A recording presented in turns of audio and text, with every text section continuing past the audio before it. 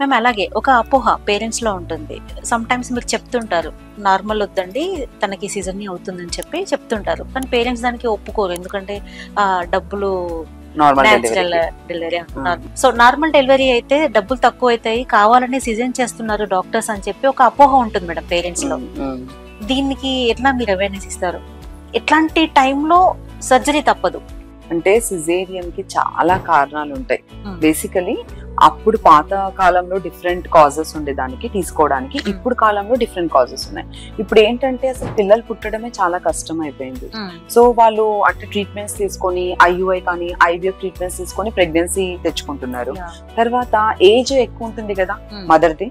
So age తో పాటు వచ్చే ప్రాబ్లమ్స్ లైక్ డయాబెటిస్, షుగర్ ఇవన్నీ కూడా కామన్ గా ఉంటున్నాయి.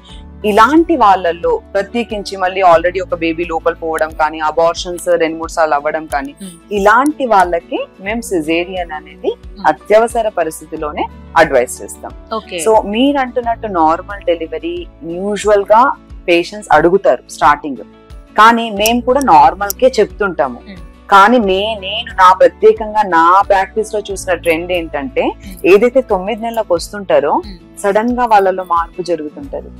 వాళ్ళు ఎంత చెప్పినా కూడా దగ్గరకు వచ్చేసరికి అమావాస్య వస్తుందా, పౌర్ణమి వస్తుందా మేడం, మళ్ళీ డెలివరీ అమావాస్యకి దగ్గర ఉంది కదా మేడం, ముందే అవుతుందా, మళ్ళీ దీని తర్వాత వద్దు మేడం, ఈ లోపల చేయగలుగుతారా, ఎంత చెప్పినా కూడా ముహూర్తాలు తీసుకొని వస్తున్నారు. ఇది నిజమో కాదో కానీ మా అన్ని డిస్కషన్స్ లో, మా మీటింగ్స్ లో, డాక్టర్స్ మీటింగ్స్ లో, కలెక్టర్ తో అయిన మీటింగ్స్ లో ప్రతి దగ్గర మేము ఇది అంటే ఈ ప్రాబ్లమ్ ని చెప్పామన్నట్టు. ఇలా ముహూర్తాలు తీసుకొని వస్తున్నారు. మేము చెయ్యమని చెప్తున్నాం. యాక్చువల్ గా నో డాక్టర్ ముహూర్తాలకు వచ్చి చేసుకోండి అని చెప్పరు, కానీ మేము కొన్ని పరిస్థితులలో డాక్టర్ ని కూడా చేంజ్ చేశారు. చెయ్యము అన్న డాక్టర్ ని కూడా చేంజ్ చేశారు. సో అలా అని మేము చేస్తామని కాదు. ఫస్ట్ మార్పు ఎక్కడ రావాలి ఇప్పుడు చెప్పండి?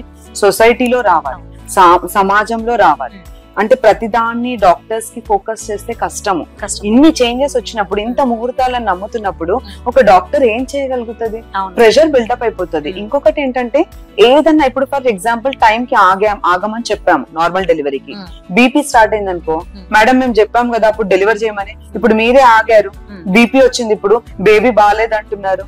ప్రతిదీ ఒక డాక్టర్ పైన వేయడం అనేది స్టార్ట్ అయింది. చాలా తప్పు కూడా.